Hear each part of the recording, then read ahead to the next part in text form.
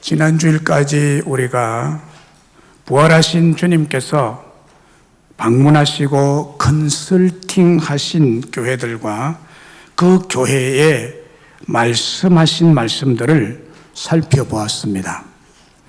그런데 부활하신 예수님께서 한 교회도 빠지지 않고 한 교회도 빠지지 않고 꼭 같은 말씀을 반복해서 강조하시고 명령하신 말씀이 있습니다. 그 말씀이 무엇이었습니까? 그 말씀은 기 있는 자는 성령이 교회들에게 하시는 말씀을 들을지어다 였습니다. 기 있는 자는 성령이 교회들에게 하시는 말씀을 들을지어다. 이 말씀이 에베소 교회에서부터 시작해서 마지막 7번째 교회인 라우디게아 교회까지 한 교회도 빠짐없이 계속 반복해서 하신 말씀입니다. 하나님께서는 자신의 뜻과 생각과 마음이 있는 말씀을 교회에 주시고 성령으로 감동된 그 하나님의 말씀을 교회의 사자인 설교자를 통해서 선포되는 성령의 말씀을 들으라 하셨습니다. 똑같이 오늘날의 교회에게도 성령의 감동으로 기록된 계시의 말씀인 성경을 설교자를 통해서 계속 말씀하고 계십니다. 이 말씀을 교회 성도들은 잘 들으라라고 계속 반복해서 한 교회도 빠짐없이 이 말씀을 하고 있습니다. 그러면 왜 하나님의 말씀을 들으라고 하실까요? 그 이유는 첫 번째, 하나님의 말씀은 우리를 변화시키시기 때문입니다. 오늘 말씀 22절에 기 있는 자는 성령이 교회들에게 하시는 말씀을 들을지어다. 교회들이라는 것은 바로 교회에 모인 성도들 여러분 한 사람 한 사람들 말합니다. 한 사람 한 사람 여러분들은 말씀을 잘 들으라는 거예요. 말씀을 들어라. 왜냐하면 말씀 들을 때 변화되기 때문이에요. 말씀이 변화를 시켜주십니다. 자, 여기 보면 기 있는 자란 하나님의 말씀을 알아들을 수 있는, 하나님의 말씀은 영적인 말씀이거든요. 보통 뭐 소설 이야기하고 또는 에세이 이야기하고 뭐 강의하는 강의가 아니에요. 어떤 철학도 아니에요. 그래서 기 있는 자라는 말을 붙이는 것입니다. 기 있는 자는 하나님의 말씀, 영의신 하나님의 말씀을 알아들을 수 있는 신령한 기의 소유자를 일컫는 말이거든요. 사람이라면 기가 없는 사람이 있어요? 다 기가 다 있지. 근데 구태여 뭐 기 있는 자, 기 없는 자가 있느냐, 뭐 기 있는 자가 따로 있느냐 하는 식으로 기 있는 자라는 말을 왜 할까요? 기 있는 자는 신령한 기를 가진 자라는 뜻이에요. 신령한 기. 기가 없는 자가 있는데, 즉 신령한 기를 가지지 않고 신령한 말씀을 알아들을 수 없는 육적이고 세속적이고 불신앙을 가진 사람들은 기가 없는 것이나 마찬가지입니다. 아무리 말해도 못 알아듣는, 기가 없는 것처럼 영에 속한 말씀이기 때문에 알아듣지를 못합니다. 그리고 신령한 길을 가지고 있는 자는 성령이 교회들에게 하시는 말씀을 들을 수가 있다는 거예요. 진정으로 거듭난 성도들은 신령한 하나님의 말씀에 귀가 열려있기 때문에 성령이 하시는 말씀을 깨달아 들을 수 있고 알아들을 수 있고 이해할 수가 있다는 거예요. 그리고 성령님이 교회들에게 하시는 말씀이란 말씀이 나오는데, 이 뜻은 교회들이란 표현을 쓰신 것을 보면 지상의 모든 교회를 두고 하신 말씀으로서 교회에 선포되는 하나님의 말씀을 뜻한다고 봅니다. 그리고 성령이 하시는 말씀이란 성령의 감동으로 된 하나님의 말씀을 의미합니다. 하나님의 말씀은 성령의 감동으로 기록된 말씀이므로 성경책에 기록된 말씀을 가르치고 있습니다. 다시 말씀드리면 교회들에게 하시는 말씀은 교회에서 선포되는 설교가 성령의 감동으로 된 하나님의 말씀인 성경 말씀을 풀어서 선포하고 가르치고 권하고 위로하고 때로는 책망하는 말씀이니 이 말씀, 이 하나님의 말씀을 잘 들으라는 명령의 말씀이죠. 본문에서는 강한 명령조인 들을지어다 이렇게 말합니다. 그냥 들으라도 명령행위죠. 말씀을 들으라 이렇게 해도 될 건데 들을지어다 이것은 강한 명령이에요. 반드시 들으라는 거예요.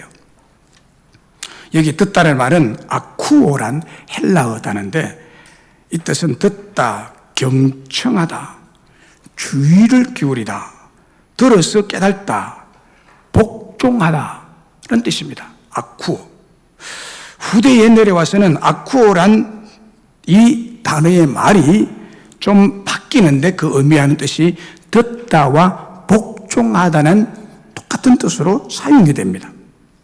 그러니까 아쿠오는 하나님의 말씀을 듣는 것이 곧 순종과 복종을 의미하게 된 것입니다. 오늘 우리 교회를 비롯해서 모든 지상교회는 성령의 감동으로 기록된 하나님의 말씀인 성경을 풀어서 설교하는 레마의 말씀을 잘 듣고 순종하고 복종하라는 명령인 것입니다. 왜냐하면 하나님의 말씀만이 사람을 전인격적으로 온전한 사람으로 변화시킬 수 있기 때문입니다.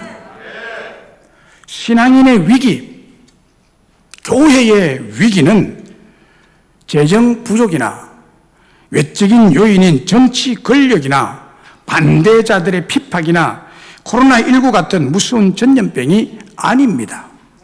그게 아닙니다. 진짜 위기는 성도들이 하나님의 말씀에 무관심하고 하나님의 말씀을 멀리하고 가볍게 여기는 신앙 자세와 태도입니다. 이게 위기입니다. 오늘 현대교회와 신앙인들의 위기는 하나님의 말씀인 성경의 권위를 부정하는 태도와 그 능력을 경시하는 태도입니다. 사실 엄밀히 말씀드리면 교회나 교인이 하나님의 말씀인 성경의 권위와 능력을 경시하고 부인한다면 그건 교회가 아니죠. 신앙인이 아니죠. 교인이 하나님의 말씀인 성경의 능력과 권위를 저버린다면 그 자체로서 심각한 타락입니다. 그리고 하나님의 심판을 예고하는 것입니다. 저는 목사로서, 성경 교사로서, 설교자로서 비대면 영상 예배를 가정집에서 가족들만 드리는 것은 성경적인 공예배가 아닌 예배의 관점에서는 심각한 타락입니다. 한국교회는 심각한 타락의 징조를 가지고 있습니다. 정부에서 비대면 예배를 드리라 코로나니까 전염성이 강하니까 영상으로 집에서 드리라. 이건 교회를 부정하는 것입니다. 예배에 어떤 유익은 얻을 수 있을지 모르지만 그리고 그 예배가 되지 않는 거예요. 그건 교회가 아닙니다. 교회는 어린아이부터 뱃속에 든 아이부터 죽음에 임박한 노인에 이르기까지 전체가 모인 것을 교회라 그래요. 가지은 교회가 아닙니다. 하나님은 교회에 주시는 말씀을 들으라고 했어요. 그래서 이 비대면 예배는 예배의 관점에서는 심각한 타락입니다. 거룩한 산 예배를 바라시고 기뻐 받으시기를 원하시는 하나님 앞에서 심각한 신성 모독이라고 생각합니다. 저는 하나님이 아닌 우상 같은 영상을 드라마 보듯이 즐기듯이 잠옷 입고 들어누워서 선포되는 설교의 말씀을 한편의 영화의 대사처럼 생각하고 예배 보는 것은 그냥 보는 거죠. 그야말로 구경하는 거예요. 예배를 드리는 것이 아니라 그냥 보는 거예요. 이것을 예배로 여기는 것은 하나의 속임수예요. 속임수. 그리고 가족 중에 불신자가 하나라도 있으면 가정에서 가족들끼리 비대면 예배가 불가능한 형편이 되어버렸습니다. 비대면 예배 중에 영상으로 선포되는 하나님의 말씀을 하나님의 말씀으로 잘 듣고 은혜 받고 도전 받았다면 위드 코로나로 전환되고 있는 이 시점에 비대면으로 집에서 예배를 드리던 교인들이 이 현장에 이제는 나와야 됩니다. 이제 나와야 됩니다. 안 나오잖아요. 안 나와 집에서 비대면 예배 드리면서 뭐 했냐는 거야. 2년 동안 2개월이 아니고 2주도 아니고 2년 동안 뭐 했냐는 거예요. 그래서 지금으로서는 코로나 이전의 예배인으로 회복이 거의 불가능한 것으로 전문가들은 보고 있습니다. 그러므로 비대면 예배로 교인들의 신앙을 거의 죽음으로 몰고 간 것이 틀림없고 마귀의 새빨간 거짓이요 속임수였다는 증거가 드러나고 있습니다. 신앙 다 팔아먹었어요. 특별히 교회들에게 하시는 말씀이라는 것은 예배 처소인 교회 현장에 나와서 대면 예배를 드릴 때 선포되는 하나님의 말씀을 의미하고 바로 그 현장에서 하나님의 말씀을 들으라는 뜻입니다. 그 현장에서 들으라는 거예요. 교인들에게 하시는 말씀이란, 교회들에게 하시는 말씀이란 의미 속에는 교회가 아닌 가정에서 가족 두세 명끼리 앉아 비대면 영상에서 선포되는 설교를 하나님 말씀으로 받으라는 의미는 없습니다. 가정에서 가족 두세 명끼리 앉아서 비대면 영상에서 선포되는 설교를 하나님의 말씀으로 받아들이기가 그 감도, 느끼는 그 감도에서 훨씬 떨어지는 것이 사실이고 하나님의 말씀을 경시하는 신성모독의 우상 숭배의 현장입니다. 좀 심한 말로 하면 비대면 영상 예배는 교인의 신앙을 다 죽이는 독가스실, 영적 살인의 현장입니다. 코로나 시대에 등장한 비대면 영상 신학은 잘못된 상황 신학으로서 많은 사람을 죽이는 독약이든 타협과 세속적인 신학이 한국 교회를 지금 휩쓸고 있습니다. 전염병이라는 위험 앞에 타협을 한 거예요. 우리는 타협하면 안 되는 줄로 믿습니다. 자, 보세요. 성경의 증거를 제시할게요. 열왕기상 13장 33절로 34절에 보면은 이런 말씀이 있습니다. 여로보암이 이 일 후에도 그의 악한 길에서 떠나 돌이키지 아니하고 다시 일반 백성을 산당의 제사장으로 삼되 누구든지 자원하면 그 사람을 산당의 제사장으로 삼았으므로 이 일이 여로보암 집의 죄가 되어 그 집이 땅 위에서 끊어져 멸망하게 되니라 라는 말씀이 있습니다. 이 사건의 설명을 드릴게요. 무슨 말씀인가니 하나님의 말씀을 무시하고 가볍게 여긴 일이 얼마나 심각한 하나님의 심판을 자초하는 일인지를 기록한 말씀입니다. 이 앞장의 열왕기상 12장 27절에서 29절에는 이런 말씀이 기록되어 있습니다. 만일 이 백성이 예루살렘에 있는 여호와의 성전에 제사를 드리고자 하여 올라가면 이 백성의 마음이 유다 왕 된 그들의 주 르호보암에게로 돌아가서 나를 죽이고 유다의 왕 르호보암에게로 돌아가리로다 하고 이에 계획하고 두 금송아지를 만들고 무리에게 말하기를 너희가 다시는 예루살렘에 올라갈 것이 없도다. 이스라엘아, 이는 너희를 애굽 땅에서 인도하여 올린 너희의 신들이라 하고 하나는 베델에 두고 하나는 단에 둔지라. 여로보암, 북왕국 이스라엘의 임금 여로보암, 남왕국 유다는 르호보암, 이름이 좀 비슷해요. 이 북왕국 이스라엘 왕이었던 여로보암은 백성들이 예루살렘 성전이 있었잖아요. 예루살렘의 제사를 지내려 가면 유다 왕 르호보암에게 마음을 빼앗겨서 자기를 죽일까 봐 굉장히 두려워했습니다. 그래서 보내기를 싫어했어요. 죽음이 두려워서 예루살렘 현장에 가서 대면 제사를 드리라는 하나님의 말씀을 무시하고 제멋대로 가까운 베델과 단에 제단을 만들고 그곳에다가 애굽 땅에서 인도하여 올린 너희의 신이라고 속이면서 금송아지 우상을 두었습니다. 그래서 금송아지 앞에 경배하게 만드는 거예요. 그리고 예루살렘 예배 현장까지 수고롭게 갈 것 없고 쉽게 편하게 이곳에서 집에 앉아서 아름다운 금송아지에게 번쩍번쩍 빛나는 금송아지에 경배하도록 강요했습니다. 여기 금송아지는 아름답게 장식된 오늘날의 비레멘 영상, 금송아지. 저는 그렇게 봅니다. 그것을 그림자로 계시된 우상입니다. 비레멘 예배는 저는 우상이라고 봐요. 그런데 또 다른 심각한 문제는 두 제단에서 제사를 집행할 때 제사장이 없었습니다. 제사장이 없었어요. 아론의 자손들만 될 수 있었던 제사장을 여로보암이 왕권으로 지멋대로 하나님의 말씀 무시한 채 일반 백성 중에서 자원하는 사람으로 제사장을 뽑아 세웠습니다. 세상에 어떻게 이런 일이 있을 수 있나요? 이런 일이 있을 수 없는 거예요.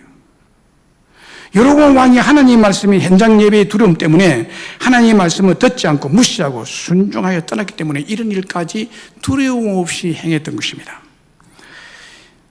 이 일이 별 문제 없이 지나가는 것 같았지만 처음에는, 그러나 하나님의 말씀이 무시되고 사라진 이스라엘은 나중에 완전히 타락하게 됩니다. 어느 정도 타락하느냐? 나실인에게 포도주를 억지로 마시게 하고 예언하는 선지자에게 듣기 싫으니 예언 따위는 하지 마라고 금지령을 내립니다. 그리고 그 후에 이스라엘은 하나님의 심판으로 비참하게 망하고 맙니다. 보세요. 사람이 누구를 막론하고 하나님의 말씀을 무시하고 떠나면 무서움이 없어집니다. 두려움이 없어집니다. 그래서 제멋대로 하다가 결국 무서운 하나님의 심판을 받아서 망하게 됩니다. 하나님 말씀 무시하고 불순종의 마지막은 언제나 심판의 형벌이 기다리고 있다는 것을 성경은 분명히 말씀하고 있습니다. 무서운 일입니다. 왜 이런 일이 일어난다고요? 하나님의 말씀을 듣지 않았기 때문입니다. 분명히 들으세요. 예배 현장에서 교회들에게 하시는 하나님의 말씀만이 사람을 변화시키고 사람 되게 하시고 교회를 변화시키고 교회 되게 하시는 예배의 신비, 말씀의 신비가 있는 것입니다. 그래서 예배 중에 사람이 바뀌는 건 신비예요. 그 현장 예배가 있어야 되는 거거든요. 누가복음 11장에 보면 예수님께서 7 귀신 들린 어떤 사람의 이야기를 하십니다. 더러운 귀신이 어떤 사람에게 나가게 되었는데 그 귀신이 물 없는 곳으로 다니면서 쉬기를 구했지만 쉴 데가 없었어요. 그래서 그 귀신은 다시 예전에 있던 집이 생각나서 요즘 그 집은 어떠할까라고 해서 와보니까 우와, 그 집이 깨끗이 청소가 되고 수리가 되어 있는데 비어 있었어요. 빈집이라. 아이쿠 좋구나. 다른 것이 들어있었으면 못 들어갈 건데 청소가 깨끗하게 되어 있고 수리가 되어 있고 또 비어 있어. 얼마나 들어가기 좋아요. 그래서 귀신이 나가서 저보다 더 악한 귀신 7을 데리고 그 집에 들어가서 살게 되었다고 말합니다. 그래서 그 사람의 나중 형편이 이전보다 7배나 더 심하게, 더 나쁘게, 더 악하게 미쳐버렸다는 거예요. 이 말씀에서 더러운 귀신이 사람에게서 나갔을 때 물 없는 곳으로 찾아다녔습니다. 그게 쉬기 위해서. 물 없는 곳으로 찾아다녔는데 이 왜 물 없는 곳이냐는 거예요. 물이 뭐냐는 거예요. 물이 있으면 못 가는 거고 물이 없는 곳으로 귀신이 싣고 찾아다녔다는 거예요. 물이 뭐냐? 물이 말씀입니다. 하나님의 말씀이 없는 곳을 찾아다니다가 찾지 못해서 머물 곳이 없어서 예전에 있던 그 사람이 다시 돌아와 보니 그 사람의 영혼이 깨끗이 청소되고 말씀이 없이 비어 있었다는 거예요. 물이 없었다는 거예요. 그래서 악한 귀신 7을 데리고, 그러니까 7을 데려왔으니까 귀신이 몇이에요? 8 귀신이 들은 거예요. 그래서 들어와서 그 사람 속에 들어가니까 그 사람의 나중 형편이 더 악해졌다. 무엇을 말합니까? 어떤 계기를 통해서 교회에 와서 하나님을 믿게 되어서 그동안 살던 귀신이 그 사람에게서 떠나게 됐는데 그 귀신이 나가서 물 없는 곳, 말씀이 없는 곳을 찾다가 찾지를 못했다. 다른 사람들은 다 말씀이 가득 차 있다는 거예요. 그래서 들어갈 수가 없었다는 거예요. 근데 다시 그 사람에게로 와보니까 말씀이 없이 깨끗하고 비어 있었다는 거예요. 즉, 그 사람이 말씀 없이 빈집 신앙을 가지고 다녔다는 것입니다. 종교인을 말하는 거예요. 그래서 더 악한 귀신 7과 함께 살게 되므로 그 사람의 형편이 더 나빠졌다고 하시면서 생명의 물인 말씀의 중요성을 말씀한 것입니다. 여러분, 교회 다니는 사람이 더 악해지는 이유가 뭔지 아세요? 바로 이 원리입니다. 영적으로. 8 귀신에 사로잡혔기 때문에 거듭나지 못하고 말씀이 없는 종교인은 불신자보다 더 악한 행위를 하는 이유가 바로 여기에 있는 것입니다, 여러분. 말씀입니다. 말씀이 있어야 됩니다.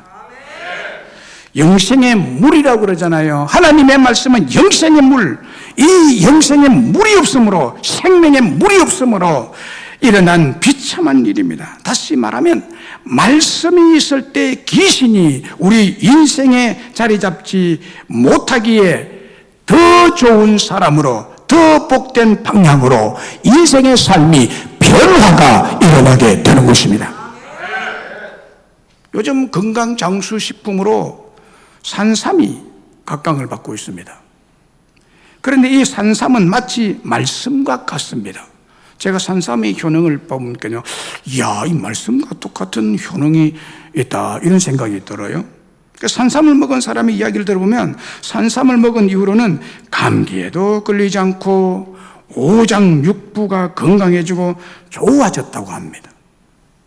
이것은 산삼의 좋은 효능이 그 사람의 몸 곳곳에 구석구석이 모세혈관까지 들어가서 우리의 몸의 기능을 회복시켜주고 또 약한 부분의 기운을 북돋워 주므로 점점 더 건강한 몸이 되도록 만들어주는 것이 산삼이라는 거예요.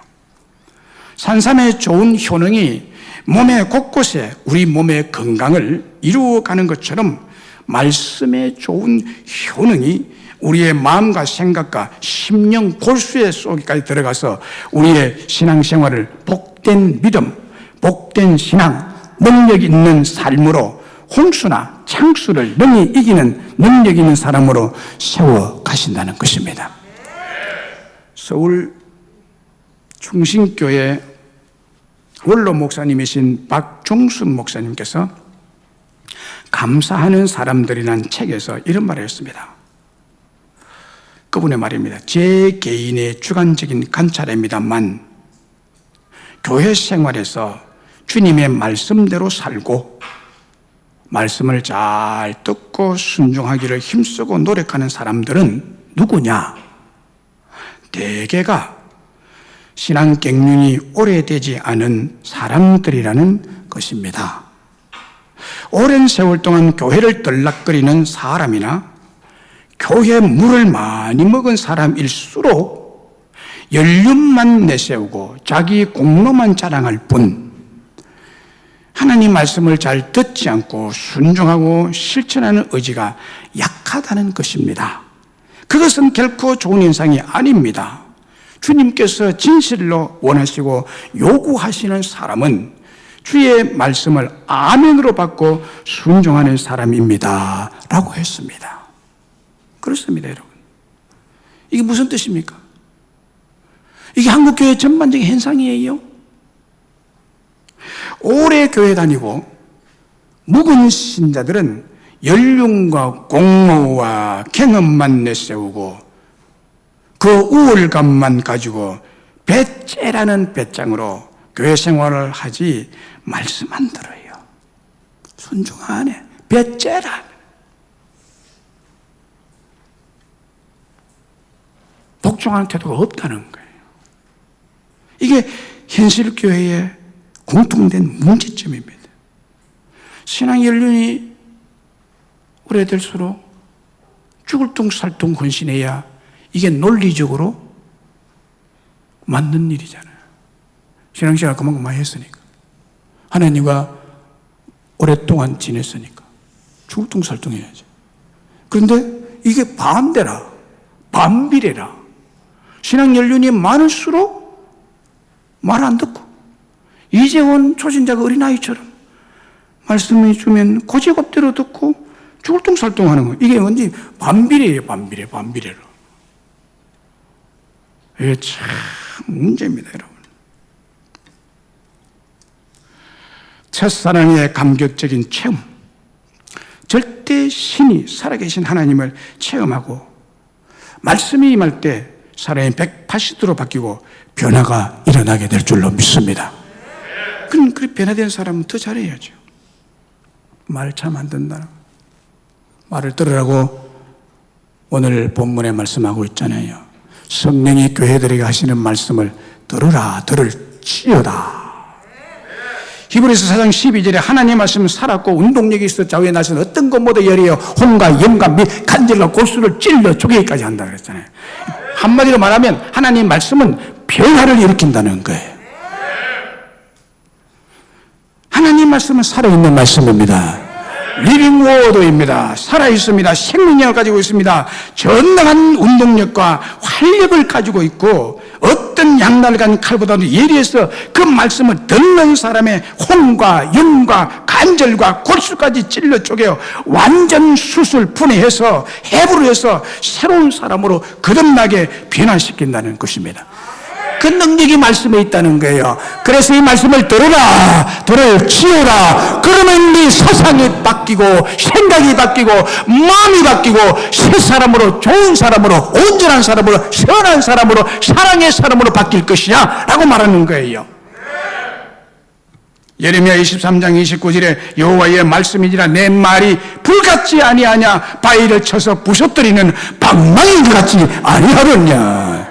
이 방망이는 해머를 말합니다.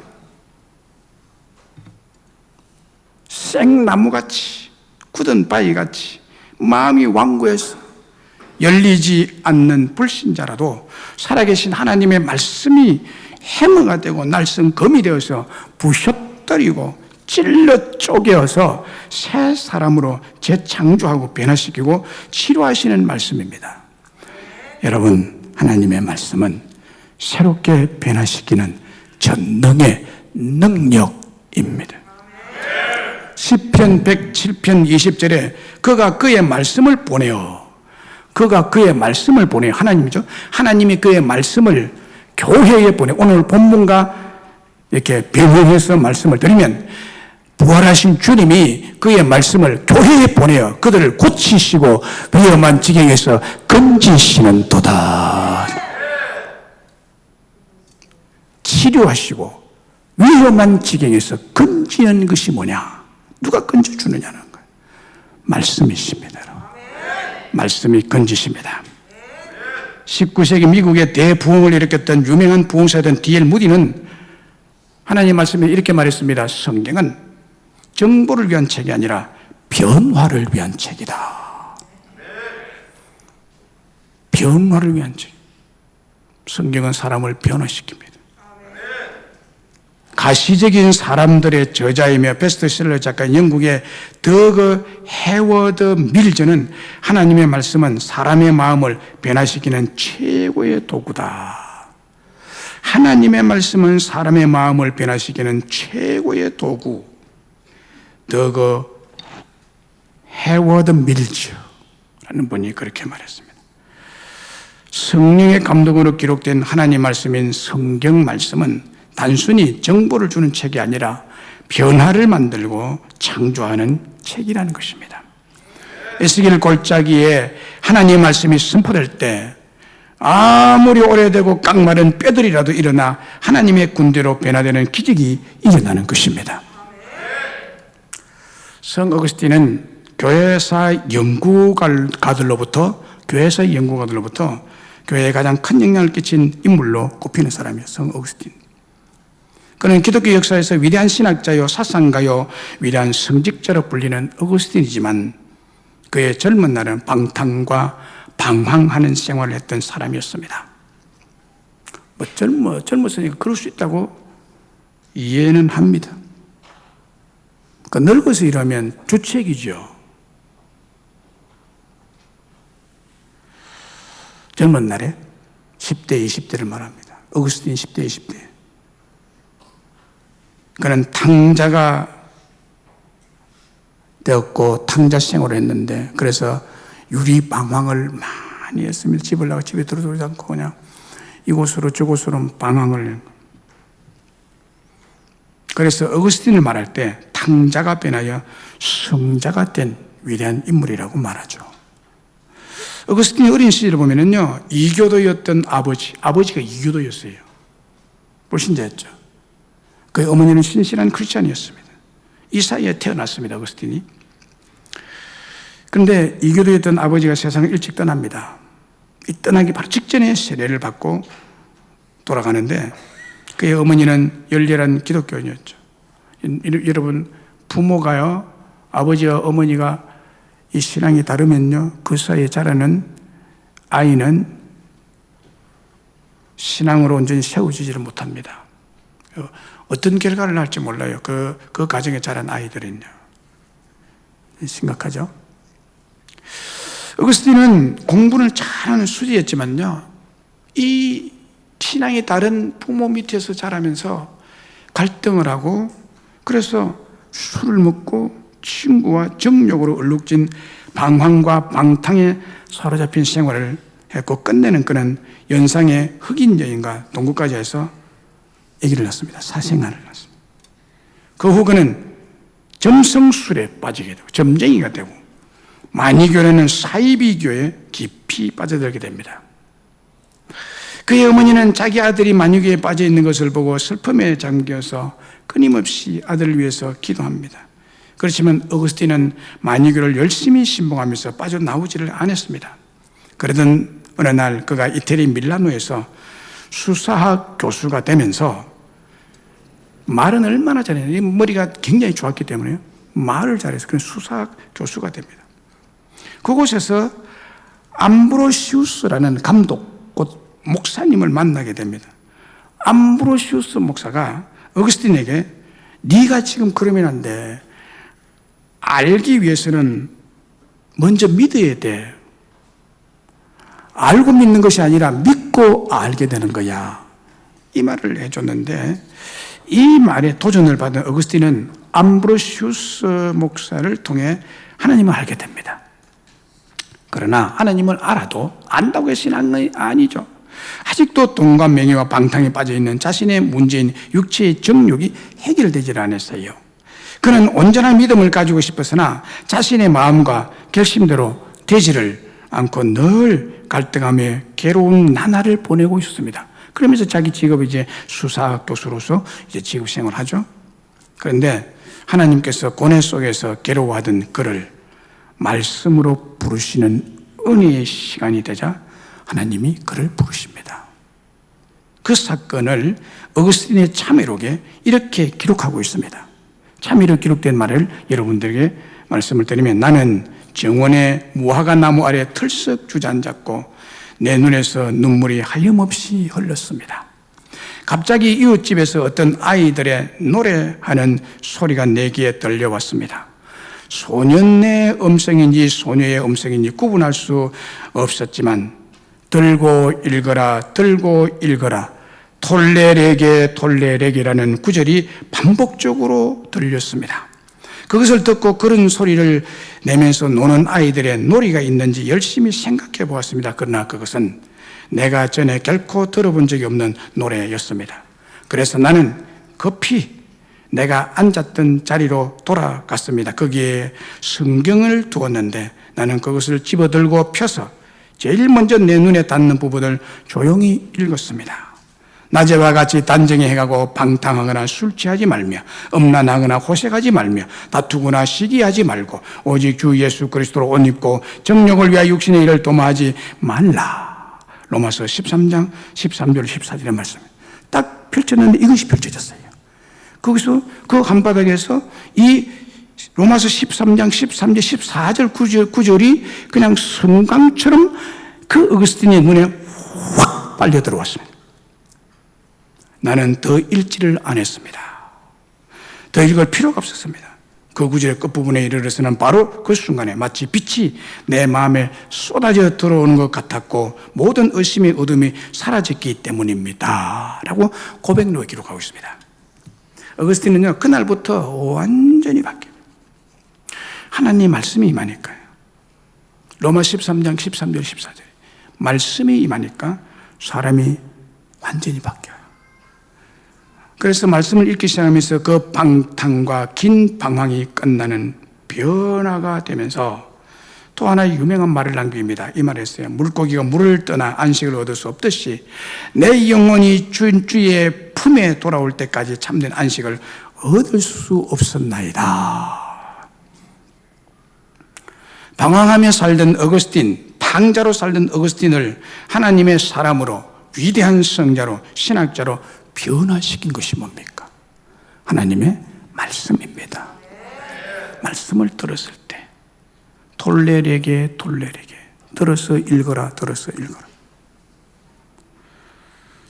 남태평양의 한 섬에 살고 있던 회심한 어느 식인종이 그다른 항아리 옆에 앉아서 성경을 읽고 있을 때 헬멧을 쓴 한 인류학자가 그에게 다가와서 무엇을 하고 있습니까? 라고 식인종에게 물었습니다. 그래야 식인종은 성경을 읽고 있습니다라고 대답했고 그 대답을 들은 인류학자는 코웃음을 치며 이렇게 말했다고 합니다. 현대 문명인들은 그 책을 믿지 않아요. 그 책은 그저 흥황된 이야기일 뿐이에요. 그 책을 읽느라고 시간을 낭비할 필요가 없을 것 같은데요 라고 말했습니다. 그러자 그 식인종은 그 사람을 천천히 그리고 유심히 쳐다보면서 이렇게 말했습니다. 선생님, 이 책이 아니었다면 선생님은 벌써 내 뱃속에 들어가서 소화가 거의 다 되어 갈 겁니다 라고 말했더니 이 인류학자가 아차, 제가 큰 실수를 했군요. 근데 어떻게 저를 잡아먹지 않을 생각을 했어요? 식인종이 대답합니다. 이 성경 말씀 속에서 하나님의 사랑을 만났어요. 그래서 나도 당신을 사랑하게 되었습니다. 이때 이 인류학자가 저도 성경을 읽어보겠습니다 그러면 하고 위기를 모면하고 갔다고 합니다. 그렇습니다, 여러분. 하나님의 말씀인 성경 말씀은 강한 능력을 가지고 있기 때문에 식인종도 완전히 생각을 바꾸어서 사람을 잡아먹지 않는 사람으로 바뀌고 오히려 사람을 사랑하는 사람으로 바뀌었다는 거죠. 성경 말씀이 하나님의 사람으로 변화시키는 것입니다. 어떤 믿음이 독실한 할머니 한 분이 계셨는데 원치 않는 질병으로 병원에 1년 가까이 입원을 했습니다.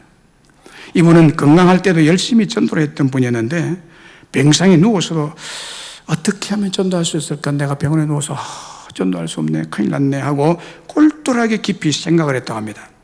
그런데 기도하는 중에 하나님께서 할머니에게 아주 귀중한 지혜를 허락해 주셨습니다.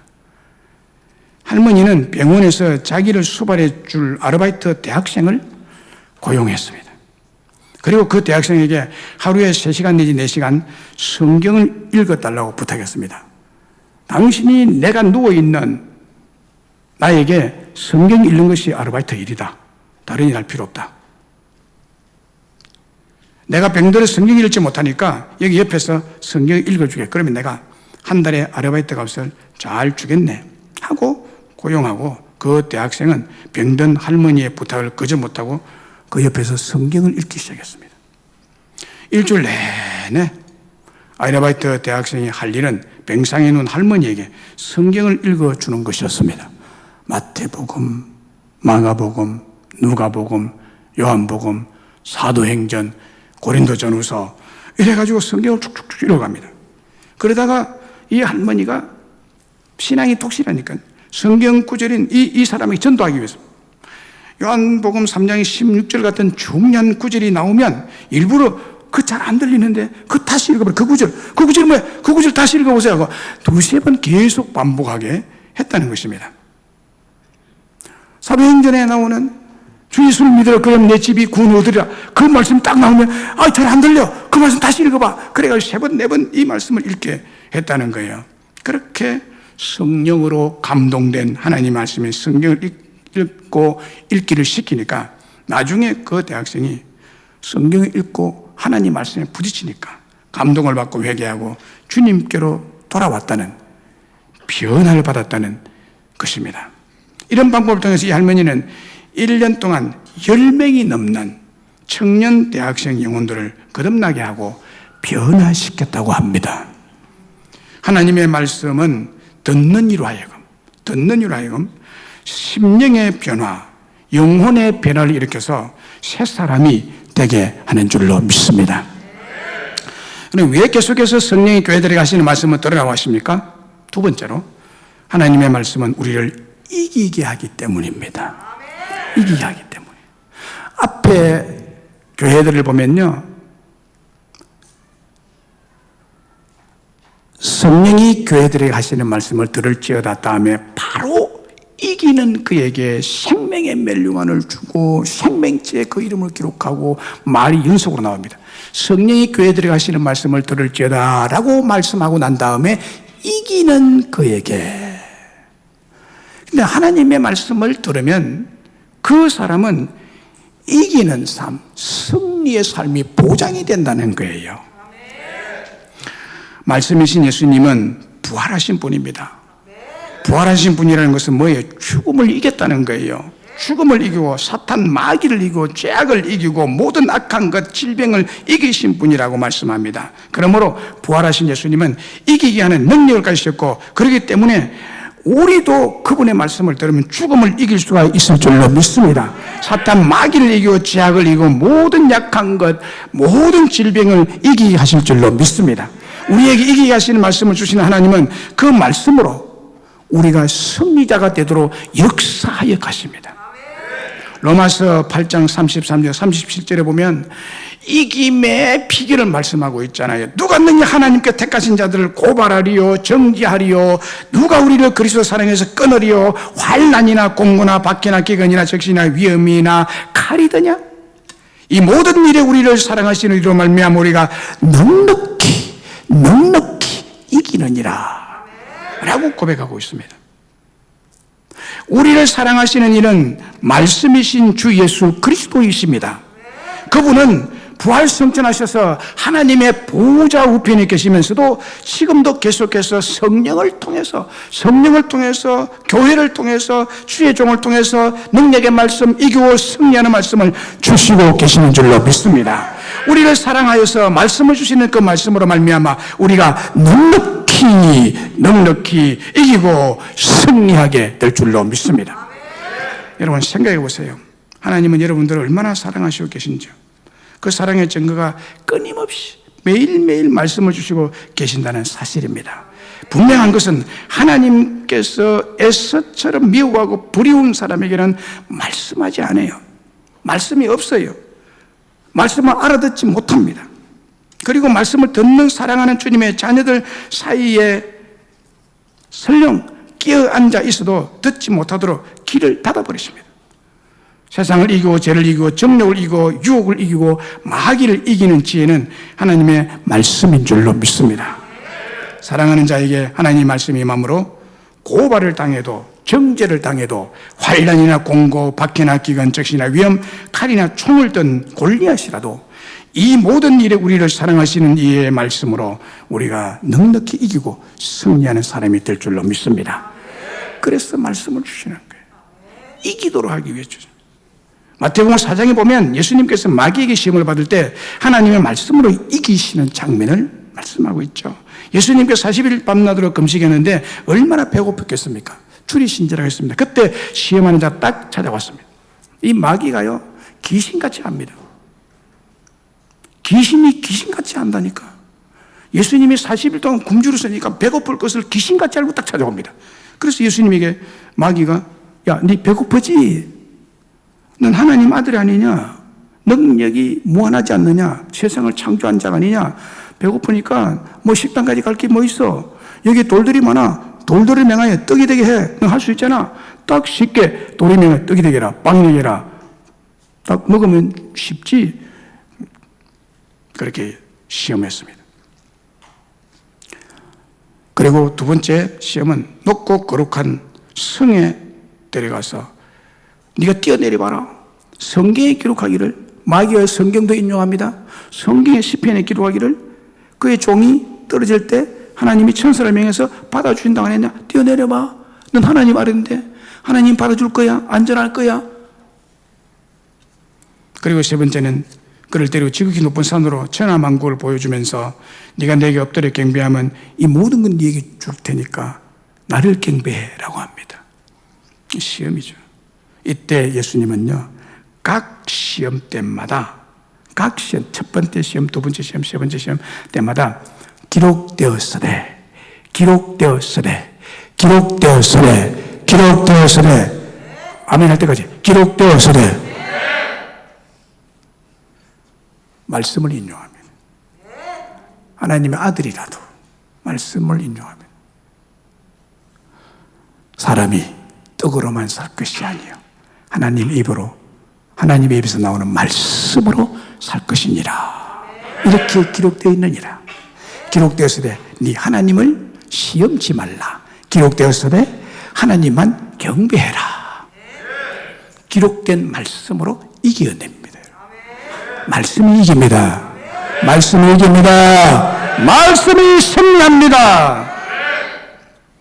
요한복음 16장 33절에 세상에서 너희가 환난을 당하나 담대하라. 내가 세상을 이기었노라.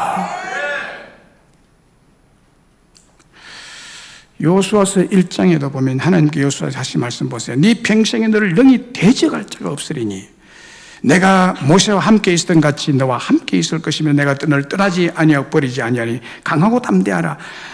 오직 강하고 극히 담대하여 나의 종 모세가 네게 명령한 그 율법을 다 지키고 좌우로 치우치지 마라. 말씀을 가지고 있어라. 그러면 너를 능히 당할 자가 없으리라. 너는 승리자가 되리라. 이 말씀 붙들고요, 가나안 땅에 들어가서 성성장구해서 가나안 땅 정복하잖아요.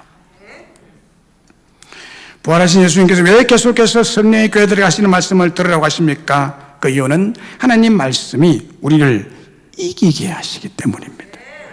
그러므로 우리는 세 번째로 하나님 말씀을 들어야 합니다. 들으라. 들을지어다.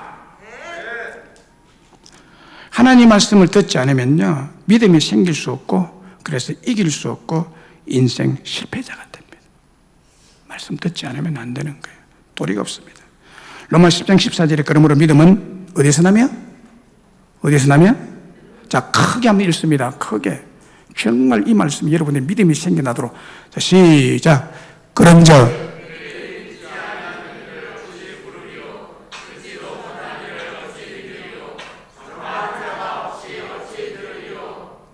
네, 여기 보면요, 전파하는 자가 없이 어찌 들으리요? 듣지 않고 어찌 믿으리요? 그리고 로마 10장 17절에는 믿음은 들음에서 나며 들음은 그리스도의 말씀으로 말미암느니라. 할렐루야. 하나님 말씀을 들어야 믿음이 생기는 거예요. 들어야 됩니다. 많이 들어야 돼요. 많이 들으면 큰 믿음이 생겨요. 적게 믿으면 적은 믿음이에요. 안 들으면 믿음이 안 생기는 거예요. 누가 하나님 말씀을 많이 듣느냐에 따라서 믿음의 승패가 갈리는 거예요. 하나님 말씀을 믿어야, 들어야 믿음이 생기고 그 믿음으로 마귀와 세상과 죄를 이기게 될 줄로 믿습니다.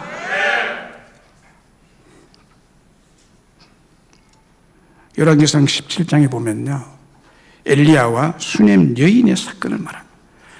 이제 가뭄이 엘리야가 하나님 기도해가지고요, 3년 6개월 동안 비가 오지 않도록 하나님께 간청해서 비가 안 내립니다.